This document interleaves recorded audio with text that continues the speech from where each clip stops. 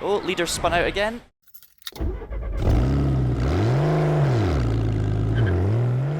Hello everybody and welcome back to the Traxion channel for another brand new video, and today of course is the 11th episode of my Grid World playthrough on the original Race Driver Grid. And as much as I am excited for the release of Grid Legends, I really am excited, I am equally enjoying playing where it all started, the original Race Driver Grid. It's a fantastic game. Today I am going to be heading back to Europe and doing some more GT racing, so let's get on with it.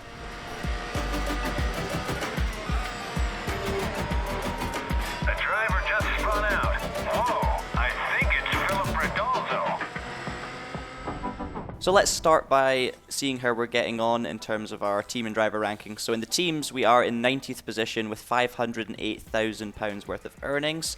And in the driver rankings, we are sitting in 306th position on 390,000 reps. So top 300 for sure in this episode. I'm going to kick things off by going straight into the GT2 Le Mans series because I already have a car for that. And if I get a little bit more money, I'll be able to buy pretty much any GT1 car that I want. We've got Spa-Francorchamps, which will be the first time you guys will have seen that track on camera after what happened last time.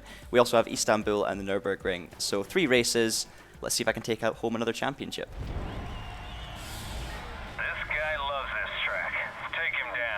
Johnny Kane in a Spyker. Cars in Le Mans series races are split into 4 separate classes.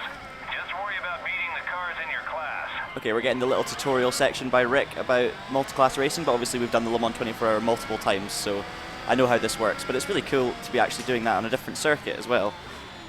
So myself and Gianni in the Spyker, and then we've got Johnny Kane in another Spyker, heading towards Eau Rouge for the first time in Radion. It's going to be flat out in the Spyker. I see you now. I am driving just ahead of you. Easy flat. Now, I'm not sure how many cars there are in GT2, but I have a feeling that 10th place might be the leading class. Now, if I can just get past Gianni, there's only 2 laps as well, so it's not the longest of races, but if I take Gianni around the outside here... I'm catching up to you. Oh, the leader's just spun off. That made it easy. And Gianni's taking the lead. Okay, I see why you said you were catching up to me. So yeah, Johnny Kane, my big rival, was leading there. And threw it all away, which is great for us, and it's now a Rick Racing 1-2. Gonna take Gianni again. Hopefully the 2 of us can just gallop away at the front, but oh, that's that's not gonna happen. It's so nice to be driving Spa again on this game.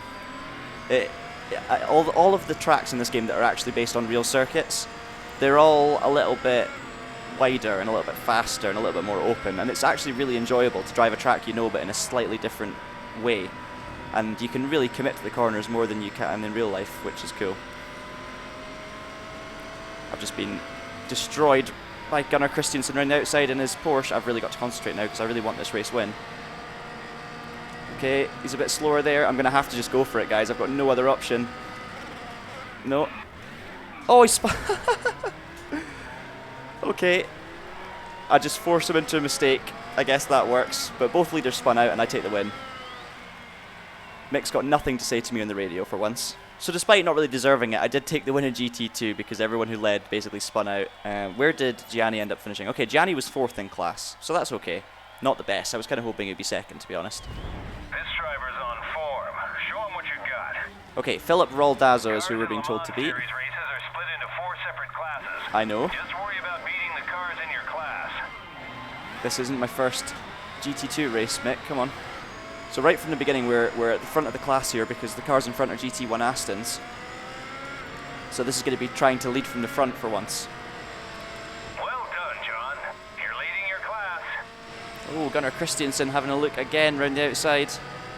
I'm now going to go to the inside. Oh, it's Gianni in the inside. Okay, so basically when I'm in the lead, it seems like the AI cars speed up a lot. That's your teammate ahead. I just wish that the 2 of us could work together and pull away instead of battling so much because the rest of the field is right there, as you've just seen. That's Roldazzo down the inside. I've got a bit too sideways. And that's the position lost. It really is tough. Now down to 4th in class. Going to brake later on the outside. Back up to 3rd. Oh, bit of contact between Gianni and the Porsche. Oh, big bit of contact. Contact between me and Gianni. It's all kicking off as usual.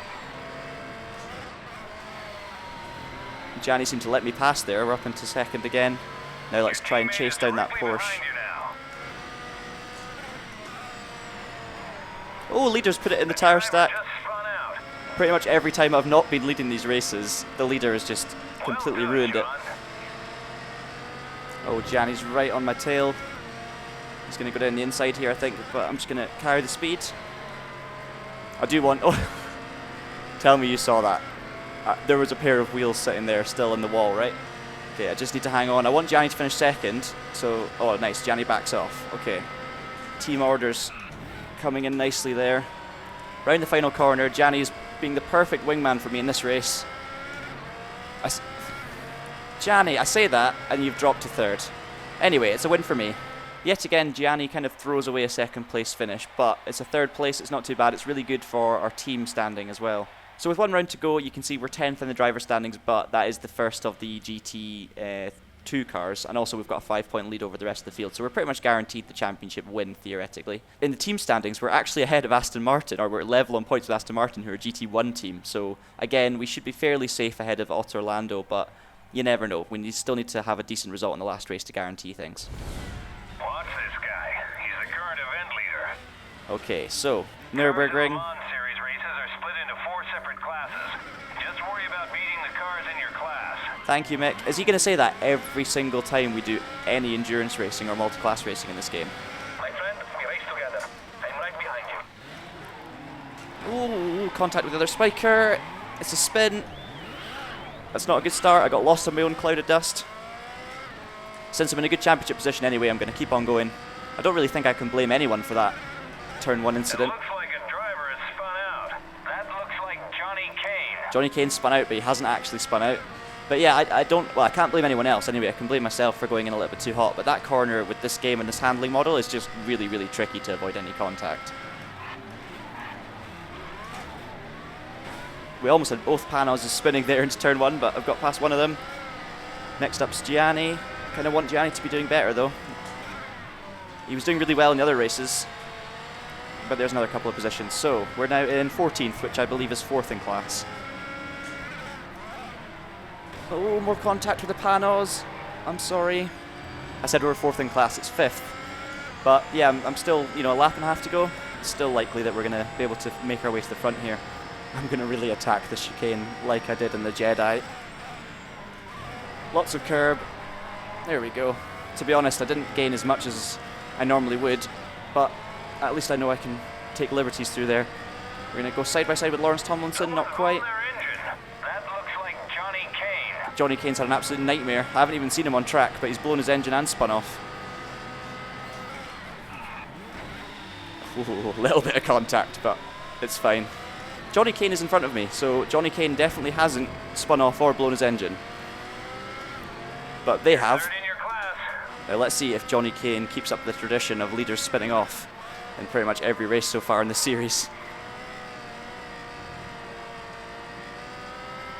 Okay, got a good exit there. Oh, is that the engine going?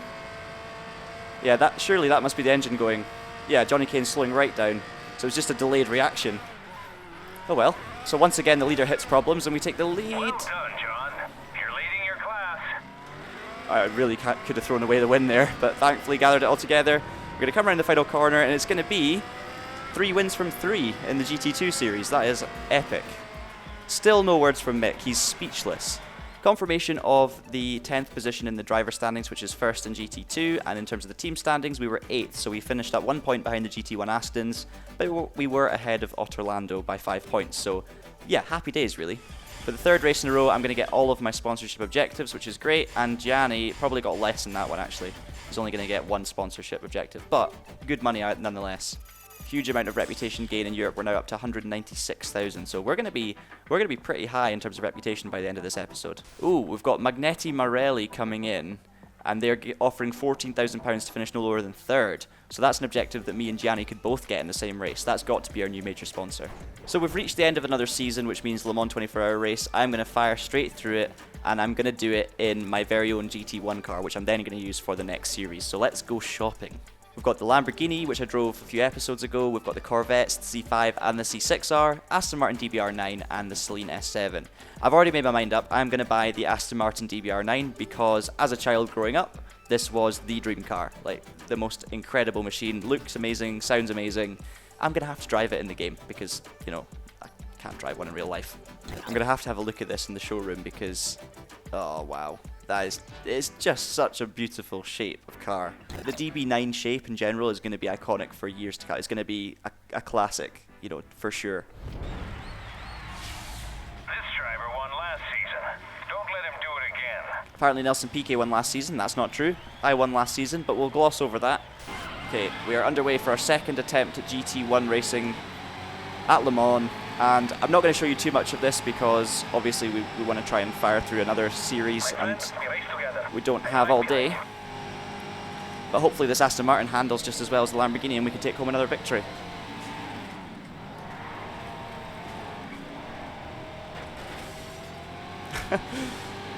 More unnecessary contact. It's now an Aston Martin 1, 2, 3, 4. I've just basically sent the two factory Astons into each other, but we'll gloss over it. It's fine. Well done, John. You're leading your class. Almost halfway through the race, just thought I'd give you a quick update. We haven't lost the lead. We have been leading since we took it for the first time on lap 1, and things are very chilled. I am 2 seconds out in front. The AI are staying reasonably close, but I do feel like I've got it under control, although I may live to regret that. I guess we'll find out soon. One good thing about the Mulsanne is tea drinking opportunities.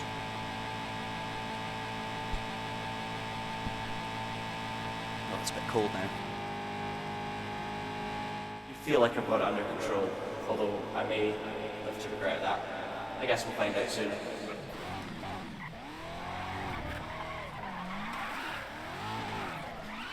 You didn't see anything. All of a sudden, I can hear the cars behind and they're right there again. That's a shame. I'm going to have to actually really focus for this last few corners. I had built up a really big lead as well. It was like 6 or 7 seconds and I was driving really nicely. There we go. Winning class, 301. With the new sponsors on board, that's 87,500 that I picked up for that one, which is great.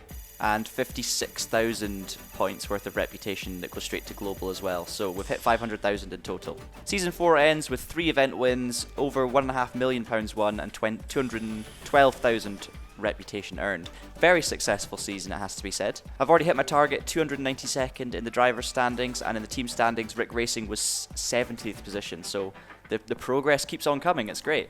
Okay, now that we own our Aston Martin, we can go and do some GT racing. We can do the Aston versus Corvette challenge, or we can do the GT1 Le Mans series. I think we're going to stick to the Le Mans series to continue the theme of the episode. This time we've got Istanbul first, followed by Spa, and then Donington Park, which should be good fun. He's at the back of the pack, but watch out for him. Nice, we've got Marino Franchitti in the Murcielago. Series races are split into 4 separate classes. Apparently, Don't worry about beating the cars in your class. Apparently, Le Mans races are split into 4 separate classes. Who would have thought? So, Marino Franchitti, this is possibly the first time, or one of the first times I've been racing in a game against somebody that I've actually raced against in real life. Because Gianni, you're interrupting my story. I did race against Marino Franchitti and his brother Dario at the Race of Remembrance. Okay, we're going to go down the inside of Gianni in here. Oh, contact up ahead. Hopefully Gianni can follow me through. But that's P11. I need to work out what position we need to be in to win the class. There goes Marino. Or was that Pedro Lamy? I think it's Marino just gone past in the Lamborghini. Still quite a long way off the leaders, so this is slightly concerning. Down the inside again. Ooh. Sorry, Marino, I really didn't mean that contact. Okay, gonna attack the chicane. Using the curb, get close to the tyre wall. We're a little bit closer again. Nice and controlled on the throttle. Try not to step out too much. And there's a little bit of time gain, so we're in the mix with 1 lap to go. Oh, leaders spun out again. Oh, other leaders slowed down and damaged my car. That could be a problem.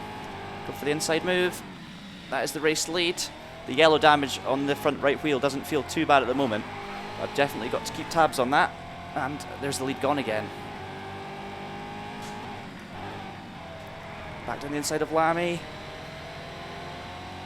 Push out wide to block the comeback. We're still okay. Mick's actually been saying in the radio I'm second in class, so I'm wondering if there's another GT1 that's just far up the road. Peter Hardman, I'm not sure if that is a GT1 driver, although if I'm thinking straight, he might have been an Aston Martin driver. The driver's blown his engine. Whoa. I And Peter Hardman blows his engine, but he's still going, and he's still going to beat me in this race. Similar to the Johnny Kane situation. We finished 9th. I don't think that's first in class. No, it's not. So Peter Hardman was in an Aston Martin and did beat me in class despite blowing the engine before the finish. Gianni once again failing to deliver for sponsors. He's actually had a bit of a rough episode. He started off well, but he's dropped off the pace a little bit, I'd say, since then. Just worry about beating the cars in your class. I'm going to give up on actually trying to speak at the start because Mick is always desperate to tell me about the class situation. Gianni's got some work to do, so hopefully he can prove himself again. And he's ploughed into the LMP, so that's a good start. It's weird though, it said Lamy was the event leader. He's definitely not, because Hardman is. I am the car just ahead. Yes, Gianni, you're going to let me go, thank you. Okay, we've got an LMP2 coming back through. I'm catching up to you. Actually, I can be quite late in the brakes there, and I've managed to hold the position. I'm not trying to battle with it, but makes it a bit interesting. Okay.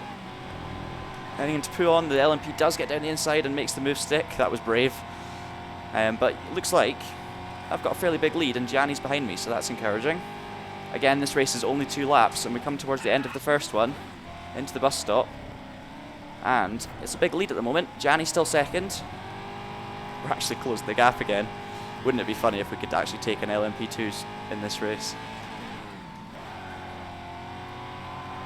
I feel like the middle of the track, see, yeah, I need to be absolutely perfect, and they've got so much more downforce. They can carry the speed through this middle section where downforce is key, so yeah, the position's probably gone. But it was fun trying to chase them.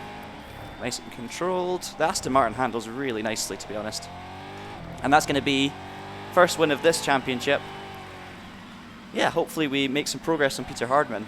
Straight after I told Gianni he needed to perform, he did pick up a 2nd place for Rick Racing, so that's encouraging. Gianni's obviously got the message. Follow this driver's lead on this course, then overtake him. And we are underway for the final race of the episode, Donington Park. I love Donington in this game. I love the GT1 so far, so this should be a good one. Nice speed through Old Hairpin, but not quite close enough to the big group of cars in front. Oh, Gianni's had a big hit. You didn't spin, Gianni, don't worry. Heading into the hairpin, gonna go down the inside. I'm sorry, didn't mean to make contact. But we are up into 3rd place. So we've got Pedro Lamy and then the Celine ahead. But we're looking good anyway for the driver's standings. It's more just for the teams to make sure. Again, carry the speed through Old Hairpin. Can I sneak up the inside here? I've got just a little bit of an overlap. Turn into the outside for McLean's. Oh, a bit of contact. It's more on me again, unfortunately. Oh, leader has gone off again. And 2nd place to slow down again. How many times has that happened in this episode? Out of the hairpin for the final time. Light up the rears, and it's going to be another win for John Traxion. That's a great episode for us. Drivers' Championship win with Gianni in 3rd place, and then in the team standings, I believe Rick Racing were the highest scoring GT1 team, so happy days all round. Well done, John. Hang on. You've earned the Euro A license. You can now enter the top events in Europe. I didn't even know that was within reach in this episode, but we've actually just hit 250,000 rep, and we've unlocked the top European license. We've also raised £700,000 from that series, so we're up to 1.6 million again, despite buying the Aston Martin. It's been a hugely successful episode in terms of our finances. We're really moving up in the world, but if we want to compete internationally, we've got to think big. We've already upgraded our garage to a world-class facility, so now it's up to you to perform on the track. Okay. No pressure. Rick Racing's hit the big time. Well, that was a very pleasant surprise to end the episode with. I honestly had no idea we were that close to making the next tier, but we're there. We'll look at the events available at the start of the next episode, and we'll also have a look at some of the new sponsors. But in the meantime, yes, thank you so much as always for watching. Subscribe to the Traxion channel, of course, if you want to catch all of these episodes as they are released. And until I see you next time, keep it pinned and have a great day.